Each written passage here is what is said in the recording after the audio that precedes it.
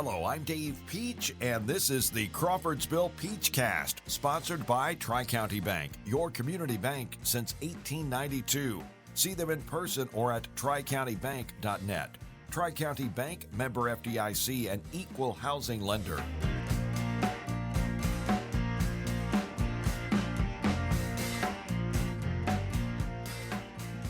Crawfordsville Peachcast, Untoasted. Dave Meyer joins us. Hello, Dave. Hello, Dave. Always glad to be here, especially today.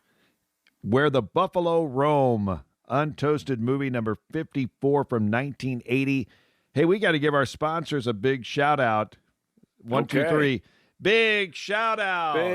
Big shout out. It is Central Indiana Rubber. Power for you. Hello, Todd. Hello. Oh, we got to do that. Do we have to do it together? I'm way out of sync, Dave. 1, 2, 3. Hello, Todd. And we salute BK Home Improvement and Zahn's Flooring and Design Center, also sponsoring this show. Untoasted movie number 54, Bill Murray, Peter Boyle with hair, at least as much hair as he had in 1980. Bruno Kirby, who had a lot of hair. Craig T. Nelson, not so much.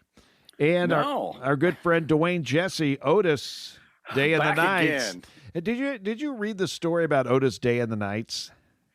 I did actually look it up, the fact that he had purchased and kind of got a go-around officially there in the 90s, I guess. So let me get this right. Yes. Otis Day and the Nights, a fictitious band in the movie Animal House. Correct. Came out late 70s. Fronted by a man named Dwayne Jesse. Yes, correct. Dwayne Jesse says, hey, why don't I become Otis Day and the Nights? Or why don't I form a band that is called Otis Day and the Nights? Apparently, he went on the road as Otis and probably picked up different nights on different nights, so to speak. And I'm not sure how it went, but, this was during his glory days, Dave. He had multiple scenes in this program. Do you know that? I'm sorry. I'm talking like, I have voice problems, but they're getting. No. I'm getting older. But at the end of the third quarter at Purdue football games, they would play Shout when I went there. I do recall that, and Dave, it still works today. If you hear that, people still makes me want to shout. Respond. Yeah, lift their hands up and now, throw Dave, their hands back in. I'm going to ask Dave a question. I know he knows the answer to this. Let's bring him on, kids. What Untoasted movie did Dwayne Jesse play in? A previous one, and we haven't done Animal House. We have not done Animal House. It's the one we just did, and now my brain is locking. I thought maybe it would. Oh, my goodness, Dave, you caught me. What did we just see with Dwayne? Because we had this conversation basically outing him because all my recall was, hey, Otis Day. Hey, that's Otis. Otis. We did not really. Well, we picked the movie. It was a let me see if it was actually on the list or if it was an audible. Okay. It was an audible. We've had two audibles. One was Paper Lion when we thought the Lions were going to go to the Super Bowl. It'd be really cool to do the movie, and then we were all over that. And then they lost like 100-2 to Washington. Whatever. Yeah. I mean, that was like, wow, that went down. Yes, did not go as planned. It's Thank God It's Friday. Oh, there we go. Of course, he was Floyd trying to get the Commodore's equipment to the gig. Dave. Yeah, to the club. The most responsible role in the entire movie. Where was my head? Oh, that was at the heyday of his era. And he had a small role in Where the Buffalo Roam. Quite a bit. Yeah. Yeah, I'm getting ahead of myself. No, it is a good stuff. He had quite a hat that, or I guess he and his partner, they gave up quite a hat. We are going to go all the way around the world and then some with Where the Buffalo Roam. Now, a little bit of Untoasted thought on my Yes. part, or thoughts on Untoasted. Mm-hmm. And, we may be looking at this thing all wrong as far as the Untoasted movies. Now, here's my thought. Okay. When we discuss the movie, we are looking Yeah. for a beginning, a middle, and an end. Something that holds us and moves us and makes us want to discuss it in a good way. But these discussions are just the beginning Yes. of a look at these movies. They're not a deep dive. No, Dave. I mean, it's a beginning. It's a beginning. Right. And nothing really, if you think about it, how many things have an ending? Soap operas definitely do not have an ending. Do not. We are on generations. We have watched, Yeah. mom and dad, kids, stand-ins, everything. It's still coming, Dave. I always make a NASCAR reference to, on soap operas, the guy that's lapped the field a couple times. It's like he's been married to everybody at least twice. I mean, it's true. You look at Jack on Young and the Restless. I mean, that guy, he's on his second marriage. He'll be going on 3. I think he was married to Sharon. Yeah. I mean, it's like how it's like after 40 years on the show. Whew. Anyway. Oh, it's so good. It keeps going on. Now, Marvel movies or whatever they are, DC movies, they never have an end. They never end. No. They never end. No. And then wrestling never ends. Yeah. No. To the point always. now that after WrestleMania, they have another show on Monday night or they have 2 nights of WrestleMania, or when they do it. I mean, it never ends. There's always something else going on. So, when we discuss these movies, it's not at the end of so I guess I got to get around, okay, summing up the movie, what do we do? I mean, the conversation will keep going. Yes. The conversation goes on. We're just, we're greasing the skids of this retro look at whatever we're talking about. And today it is Where the Buffalo Roam. It is movie number 54, Bill Murray. And we'll talk about Bill Murray and where this movie fits in his career and more. Yes. Coming up next on the Crawfordsville Peachcast. Bazing. Wow, that's fun to say. Bazing is Tri-County Bank's Smart Rewards checking account. With Bazing, you have cell phone protection, ID theft protection, roadside assistance, discounts at area businesses, and more. This is Bria French. Contact me or any of our great employees to begin your entry into Bazing banking. Terms and conditions may apply. Tri-County Bank, member FDIC, and equal housing lender. Crawfordsville Peachcast, the 1980 movie Where the Buffalo Roam. This was not a blockbuster, Dave. No, it came out in a certain era, and I one of the things I saw on an interview with Bill Murray, and they asked him about it, and he said, well, originally they were looking at Aykroyd and Belushi to play these 2 characters, and then those guys went to do the Blues Brothers, and that's how Bill Murray was turned to become Hunter S. Thompson. And Dave, from everything I've seen, other media-wise and this and that, I mean, Bill Murray does an unbelievable job of being Thompson. Really, like sounding, mannerisms, cadence, the whole deal. He became full gonzo. What is a gonzo? No, okay. For those of you that do not know, Hunter S. Thompson was a journalist in the 21st century? Are we in the 21st? What century are we in right now? The 20th century. 20th century. Yeah, he was 20th century. Thank I'd say his heyday was, his real heyday was 65 to 75. That's when he was writing. He was not known during the first part of that. He was known probably the second part of that. And after that, it was all kind of reflective and living back and down toward that. Hunter S. Thompson was known for writing books, but also being in the magazine Rolling Stone. Yeah, wrote a lot of big pieces for Rolling Stone. A lot around the campaign trail of 72, passages that became the book Fear and Loathing in Las Vegas, which we'll talk about more later. But Hunter, I think at the time that they did this movie, Hunter didn't believe they would get it done because people kept wanting to film the Las Vegas movie, but nobody was getting that done. So this was like a loose adaptation of really not a lot of story when it comes to Hunter's story. So anyway. Yeah. So what's a gonzo journalist? And are there more gonzo journalists than Hunter S. Thompson?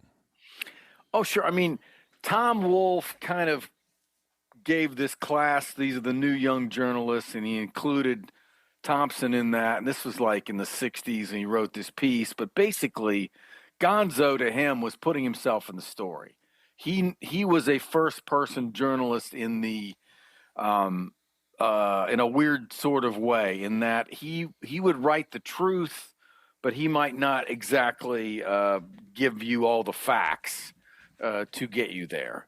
And he, would use fiction and allegory and embellishment to make points, but he would essentially be, as a journalist, reporting. His writing was reflecting the truth that he saw. He would just use a lot of different storytelling techniques, and obviously the fact that he's ingesting, copious amounts of alcohol and drugs all the time was a factor. Now, are there gonzo journalists today? Because this is pre-internet in a non-digital world, I would say yes, but it's harder and harder for people to break through with both, because there's a million bizarre characters trying to become the this person of the that. Hunter his way to get there was he was going to write his way. One of the things he did to try to become a writer was he would retype all like a novel. He would take Hemingway or The Great Gatsby and literally type all the words. And he says, because I want to feel what it feels like to write all that. So he was a different sort. And then, he basically would he wanted to be anti-establishment. So when he was hired to write an establishment piece, and the first big one that he got a lot of press for was sending him back to Louisville to cover the Derby. And that's when Ralph Steadman, who is this incredible illustrator, they hook him up. Rolling Stone hooks the two guys up. They basically blow off most things on the weekend, but then concoct this story, and Steadman basically illustrates the story that he writes. And that gives him his first big piece of, that whatever the level of viral that existed back then, was. He had to be making money for his partners, as they would say in The Godfather.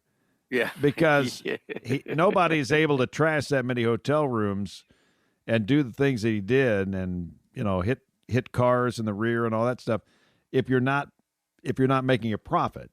Right. Yeah. Somewhere, you are making somebody enough money that they are accepting the consequences of your employment. So we got that. Now let's get to the movie. Okay. We got Hunter S. Thompson. I mean, we could talk about him, and we will. In fact, sure. We have a shocking announcement at the end of this particular podcast here. Okay. But where the Buffalo roam, Bill Murray, Peter Boyle, Bruno Kirby, Craig T. Nelson, Dwayne Jesse, and this is Bill Murray's fifth movie. Here we go. I just did a Wikipedia look real quick. Okay. The first movie's Next Stop, Greenwich Village, Meatballs, Mr. Mike's Mondo Video, and Tarzoon, Shame of the Jungle, and then this movie. Wow. So if you look at those movies, starting out after being on Saturday Night Live, and here's Bill Murray, that's not an impressive list. Meatballs was a mild success. I remember going to see it in the summer of whatever year it came out, but not really out of the gate hitting it hard. No, Meatballs was like formulaic summer boy teenage comedy thing. Nothing, nothing there. So most of what he did early there didn't make money as well. Meatballs probably made some money, but so when he came onto this, though, I mean, he was not. There was a tier. Belushi and Aykroyd were at one tier, and Murray was below it. Well, after this movie, Caddyshack, Loose Shoes, Stripes, Tootsie, and then Ghostbusters. That's a pretty good run, right so there. So then he part. goes right into, we're talking major gold. Caddyshack, Stripes, Tootsie, Ghostbusters. I mean, those are still played today, and each one of those really shows a different part of Bill Murray's talent. Yeah, for sure, and all fun. I remember seeing Stripes, I believe, at the theater, and thinking it was hilarious, and especially the singing. When they were doing all the exercising, singing doo-wah ditty, all that stuff, that was just like the coolest thing ever for a high school kid. Perhaps introducing us to John Candy along the way. Yep, John Candy in that. Gosh, there's a few folks. Is that just like Judge Reinhold? Harold Ramis. Harold Ramis, yes. So anyway, so this is kind of in the middle. This is kind of on the cusp of Bill Murray hitting it big. And you talked about Bill Murray playing Hunter S. Thompson. And, it's a little, I was looking at, I watched this movie and I'm watching him do it and I'm thinking he's acting too hard. He's acting too hard. But then when I saw Hunter S. Thompson on Conan, and I saw Hunter on David Letterman, I thought, he's actually nailing it. Yeah, exactly. No, it is because when you watch it, if you don't have any context, you go, I can't understand him. I can't understand him. And he's not, and he doesn't there is no rhythm to his movements. Like he looks like an addled, kind of thing. And then when you see the real thing, oh my God, yes. In fact, there's a thing too I read about Bill Murray. When he did this, he came back from this right into doing Saturday Night Live. And the people around him basically said he did not fully shake Hunter Thompson until that season was over. Mm. So he was immersed. I find myself doing that a little bit when I watch somebody in a movie. I kind of so I'm now going around the office. Well, it looks like a stapler. I'm like, got a stapler. Got to throw the stapler. Got a cake of dynamite with the stapler, and I think I'm gonna. I love it. Dave. Yeah, I'm sorry. I kind of do that, but so let's talk about what didn't work in this movie, and was it a weird movie? Was it a bad script? Why didn't this movie land? Yeah, I think. I think it was sold on Hunter S. Thompson. This guy Art Linson, who was the director of the movie, had produced movies, but he'd never directed. Okay, and I don't even think he directed since that movie. I think this may have been a one-off. So that could be part of it.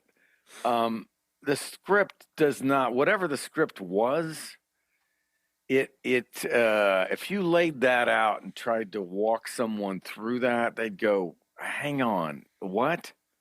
Well, where are we? Where are you taking me? I mean, it's a fascinating character study, right? But it's not, I don't feel like there's a cohesive narrative about and involving Thompson here, because it kind of sets it up to be this somewhat of a buddy movie kind of thing, but without any real setup or reason to why they would be connected. It's just like, oh, he's my lawyer and I'm crazy and he's here and we're both crazy.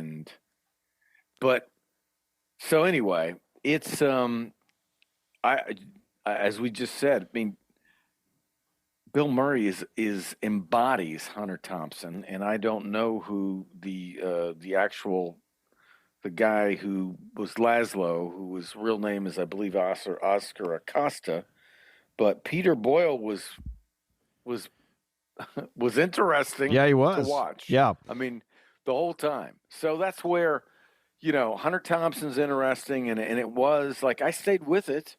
I didn't regret any of it. Like I found myself enjoying like Neil Young singing "Home on the Range" almost a cappella. That was beautiful. That right? was. Like, oh, that's cool. The Ralph Steadman titles are very cool. Like that's just cool art graphic stuff. Niedermeyer, also from Animal House. You got that right. Niedermeyer, Mark Metcalf, he's 79 years old. Dwayne Jesse's 73. They're both still with us. Around. But yeah, Okay. Niedermeyer, he played a very Niedermeyer type character. He did. Did he ever lighten up and typecast? Play a captain on a sailboat or something? I mean, what was the deal, man? He was typecast, Dave. He was the hard ass on the plane. Oh. He was the press secretary. Well, let's talk about a few fun things that are in the movie. One, typing and driving. Oh gosh, Dave, I was nervous because I'm like, look, why couldn't Peter Boyle drive? I mean, No, why is the typer driving? I don't. Did that actually happen? I mean, it had to. Well, why wasn't believe it. Peter Boyle was just sitting there, or Laszlo? Why not switch places? Let the let the passenger type. Always. I mean, Always that's the in way those I would do it. And what? Okay, how did that typewriter? I guess it was like a regular typewriter because I think he had an electric. I don't know. It's like a ding ding ding ding. So he's typing and driving. Yes. So that is. It's like, folks, for you, if you're tuning in late, when he's saying typing and driving, he doesn't mean a phone or even an iPad. I mean a full-blown typewriter that weighs 30 pounds. Oh, it's so good, and he's he's asking questions as he types. Drives down the road. Yeah, I was nervous for all that, and what's great about that is how calm and cool Hunter Thompson is as he's doing that. Like, it's just so good. And like in so many movies, you hit cars, there's no consequences. You certainly aren't going to stop and report it. Just keep going. No, just keep going. Just keep going. You just keep going. That's all that matters. You're typing a big story for Blast Magazine, right? Yeah. Just keep going, Dave. It just keeps going. Goes to the lecture hall and gets inundated with things flying in the air at him. That are throwing all little, kinds of things. Little illegal activity there, but I suppose that was realistic. And then we get to the presidential campaign of 1972, the button-up plane and the zoo plane. A little bit of I don't know. I guess Animal House had already come out at this time, but definitely a little John Belushi action going on the zoo plane. Yeah, it did feel like there was they amped it up to try to make it feel like that's where like the legitimate correspondents were all on the good plane, and all like the photographers and crew and less reputable, I guess, sources were all forced on the secondary plane. Or I love that somebody did it's spray painted the zoo plane, Dave. Did they really spray paint the plane? I doubt it. I mean, it's possible. I mean, there's some very good books about this era, so we could probably research it. But again, like, we're jumping around. That's what this movie does. Yeah, that's what the movie does. I mean, it jumps around from a courtroom scene to gun running to the Super Bowl, and then it ends up with, just kind of in the bathroom with Richard Nixon, and Richard stands at the urinal for, I don't know, about 5 minutes. I normally am not a 5-minute guy at the urinal, but Richard Nixon in this movie was. It seemed to be a struggle for that guy at that moment, Dave. So do I you don't think know. Hunter S. Thompson actually went to the bathroom and Richard Nixon was in there and they had a brilliant discussion? Or at least Hunter was unleashing his what did he say? I didn't write. There's some memorable lines there as Richard Nixon is going to the bathroom and Hunter S. Thompson somehow is taking his clothes off and then I guess he's putting on the clothes of the. Anyway, you have to watch it. Well, Dave, I do know that I believe there was an exchange between Hunter. It wasn't Nixon. It was McGovern at a urinal. Is true. It was actually McGovern. You mean but in the movie it's Dick Nixon. In the movie it's Nixon. Okay, you had me totally. I'm like, wow, I need to go get checked out because I am losing it, but I didn't think I would get Nixon and McGovern mixed up. Okay. No, it is Nixon in the movie, but I think the actual scene was McGovern. Oh, so that changes everything. Yes, Dave, as Cyndi Lauper said, money changes everything. Okay, we're jumping around here, but let's see. There's some sayings in the movie that I like. It's hard to say he got what he deserved because he never really got anything. That was a good one. There's some very good ones. Yeah. It still hasn't gotten weird enough for me. No. Right before he talks about gnawing on their skulls. Right before he says that it hasn't gotten weird enough for him. So, yeah. There was some weird, Bruno Kirby is like a Jan Winter kind of guy in this. Not really a big role, but had some good hair. Jan Winter. Or Winter. Jan Winter. Jan Winter. I got you. Yeah, they I guess they couldn't use Rolling Stone magazine. They had to go Blast magazine. Right. So I wonder how that would work. So I don't know, Dave. What about, one of the things I was curious about was either they didn't ask the NFL or they didn't, but they talked about the Dolphins and they talked about the teams. So they had to have gotten some permission, I believe, from the NFL to do this. That would have been the Dallas over Miami Super Bowl. Right. Does that make sense? I mean, they did talk about them, so that's what I assume. So maybe a point of contention to look into, Dave. If the movie would have made more money, maybe they would have looked into it. Right. And that is what, Bill and Peter are good as these characters. Unfortunately, there's not a real good story that the movie tells. It is where the buffalo roam. We're going to talk more about Hunter S. Thompson. And, as far as watching the movie, I liked watching Bill Murray. I always liked watching Peter Boyle because, every night we watch Everybody Loves Raymond. And to see Peter Boyle in a different light is cool. Bruno Kirby, of course, young Clemenza in The Godfather. Yes. Yeah, absolutely. And of course, Craig T. Nelson in so many things, Coach and Poltergeist and other things as well. And we always like Dwayne Jesse. Friend of the show, almost. He is a friend of the show. I thought about calling him today and see if he could join us, but perhaps. But we're going to talk more about Hunter S. Thompson, his impact on culture today, which I think a lot of people probably don't give him credit for, at least what some of the individuals that are around today. We'll talk about that and more coming up. Segment 3, Crawfordsville Peachcast. Central Indiana Rubber Products provides the power for you. Central Indiana Rubber Products, or CIR, keeps farm equipment and local manufacturing processes running with gaskets, belts, seals, and O-rings, among a variety of other products and services. Employee-owned and always customer-focused. Central Indiana Rubber Products, 989 West, 83 North, Crawfordsville, and at indianarubber.com. Central Indiana Rubber Products, or CIR, power for you.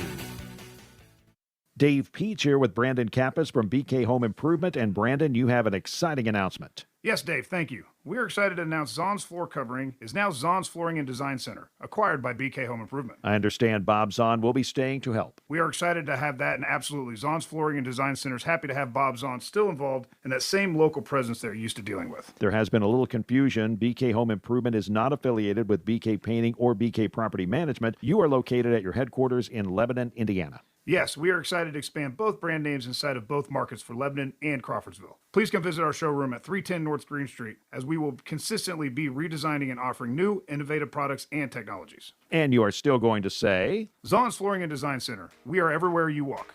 Crawfordsville Peachcast, where the Buffalo roam, Hunter S. Thompson. And we're going to go ahead and announce we are calling an audible. Our next movie is going to be Fear and Loathing in Las Vegas. We're going to see how Johnny Depp does with the Hunter S. Thompson depiction. Back to back, Dave. I think it's fair.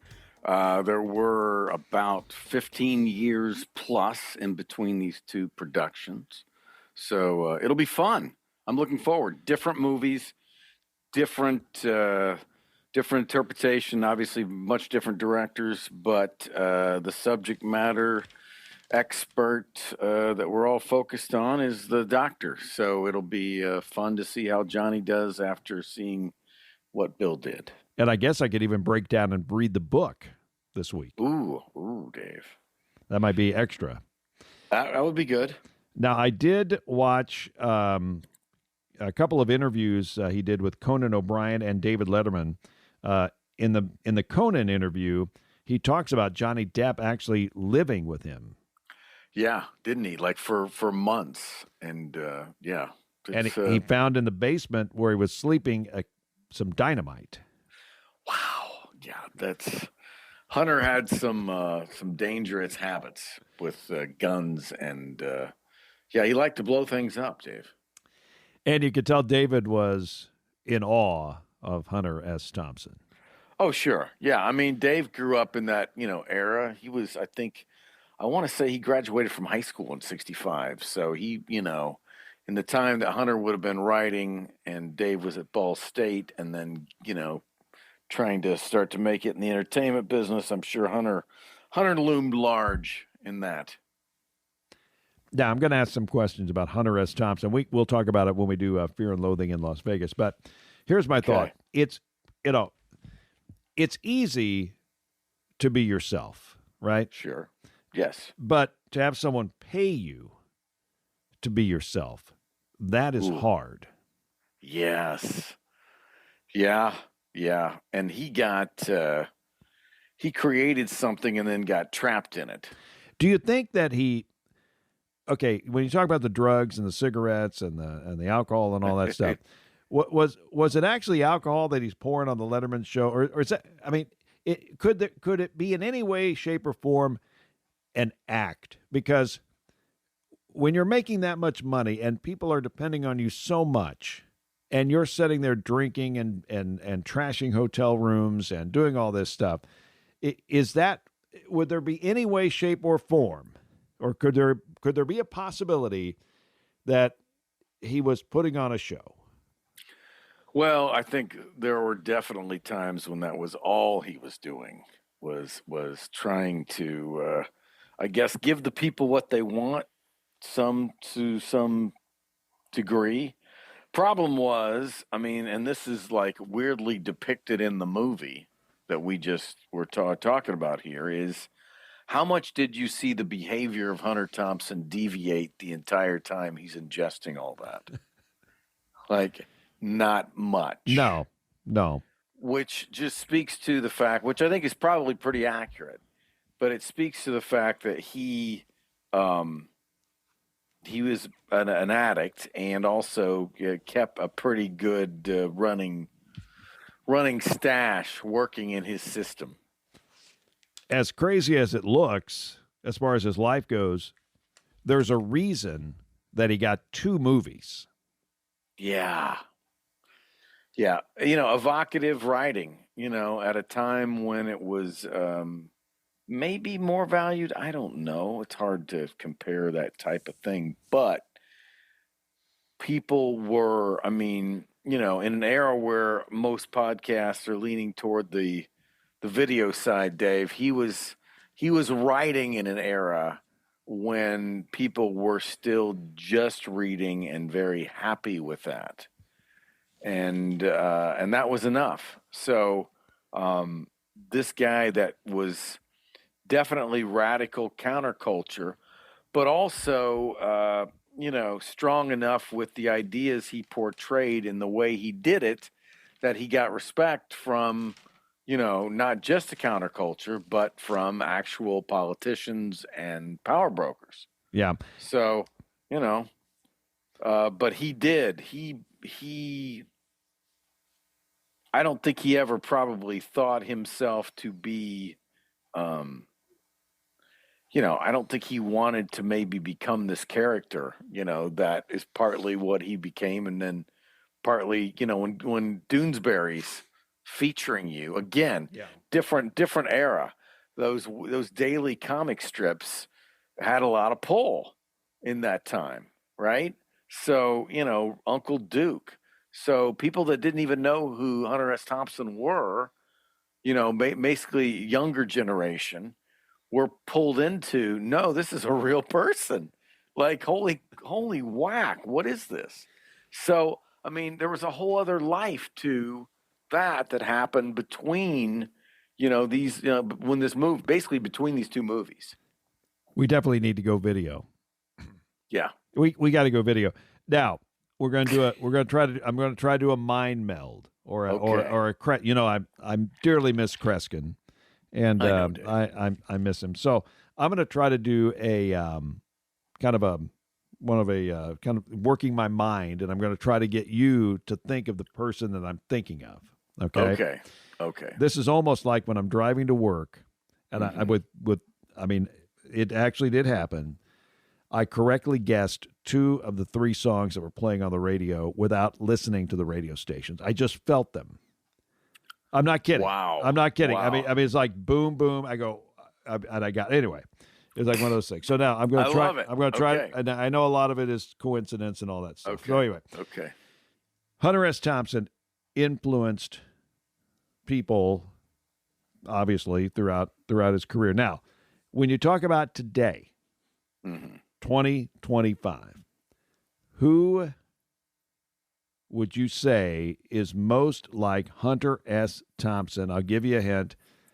This person is on every day, pretty much every single day on the network that he is on.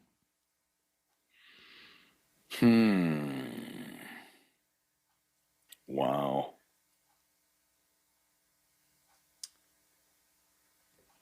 Trying to think here. Curtis is almost going to go to an edit. Don't go to an edit, Curtis. Curtis, you can hear.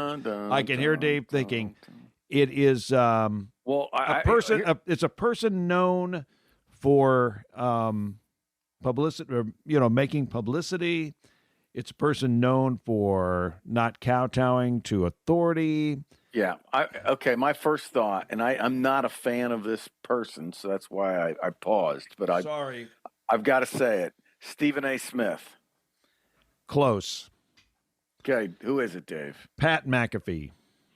Oh, yeah, that's even better. That's more spot on. Because I don't think he does what Hunter S. Thompson does. He certainly works out and all that stuff.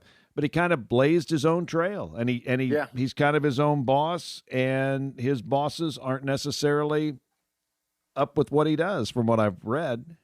Right. No, he does. I'll give him credit for that. I don't always agree with him, and I think there's a certain thing, but that they do. But man, having that kind of a freedom and using it, right? You gotta exercise it, or it's not worth anything. So it's interesting to see where he will take it as time goes on, and ESPN's got no more baseball beginning at what point, right? So, I mean, that's a lot of programming. They're going to be filling up with what? I know it can't all be, Pat McAfee, but pillow fighting.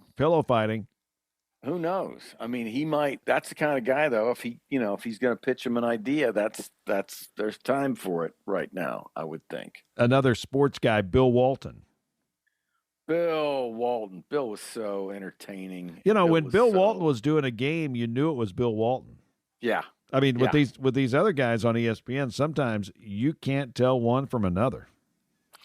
No, and you don't. There's no real, like for me right now, part of like if I'm going to watch a game, like if I want to watch a football game, my favorite current would be to watch one of the Monday night Manning casts because it's just a different vehicle, and those guys, the way they go about talking about the game. For a while, they're having Belichick on there. That was something different, talk sort of the X's and O's. And then having current players. So it's just a different flavored kind of broadcast.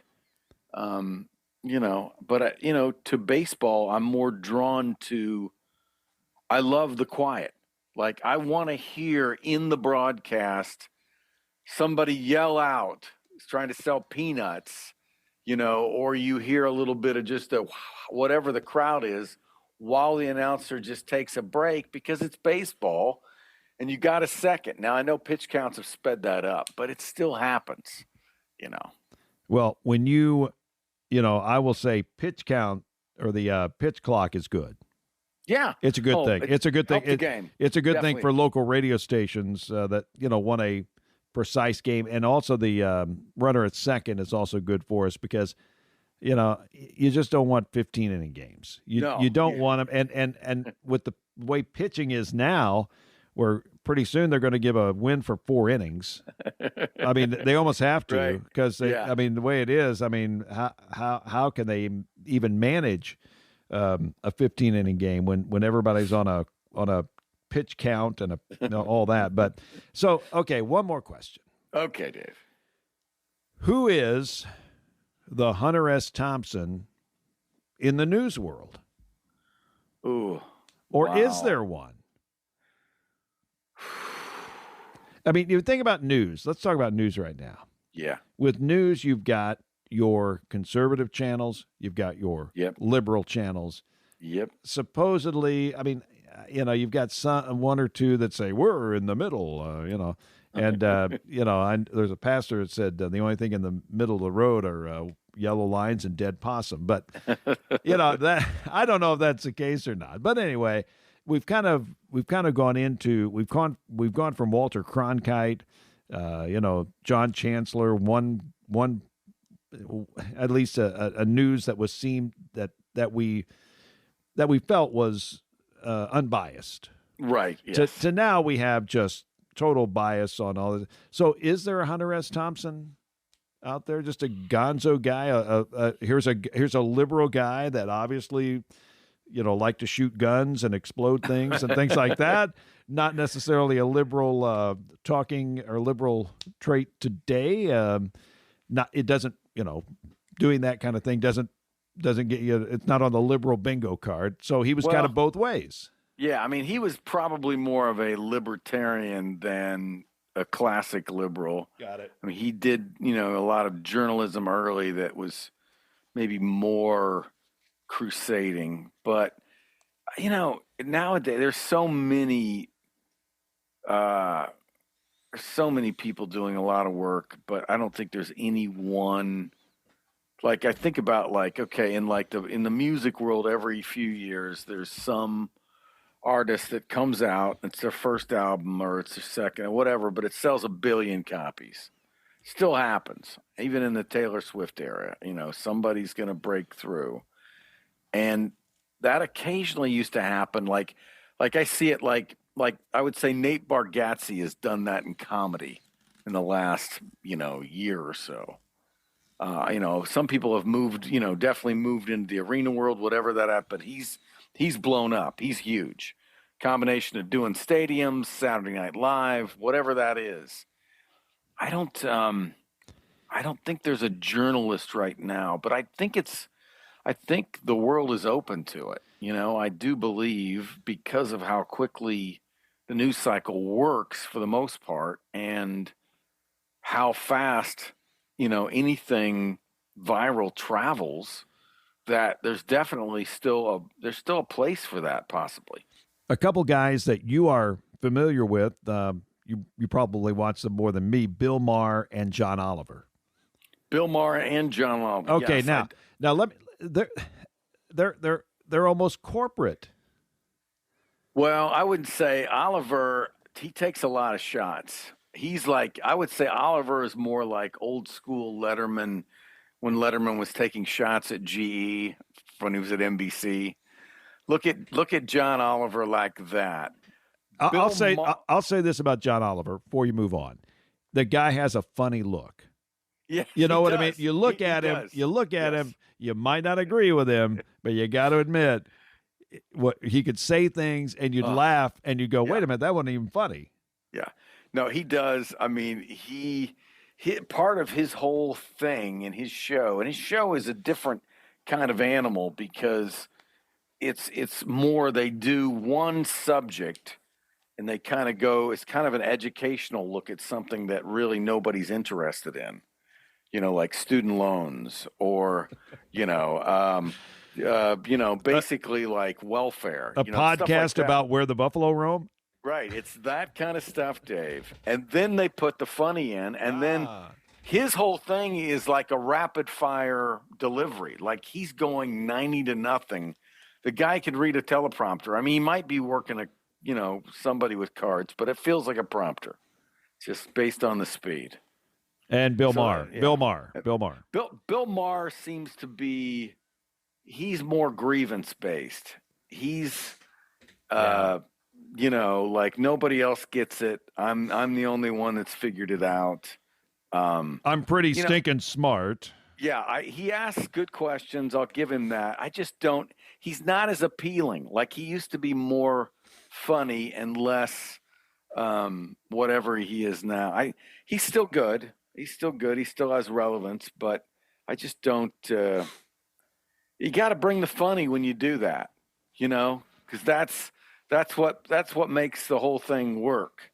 You can be clever, but if it's not funny, then you're just clever for the sake of. So, I love the discussion. I could go on. We're gonna wrap it up, but journalism then, journalism now. Hunter S. Thompson, where he would be in a social media world, is fascinating to think about.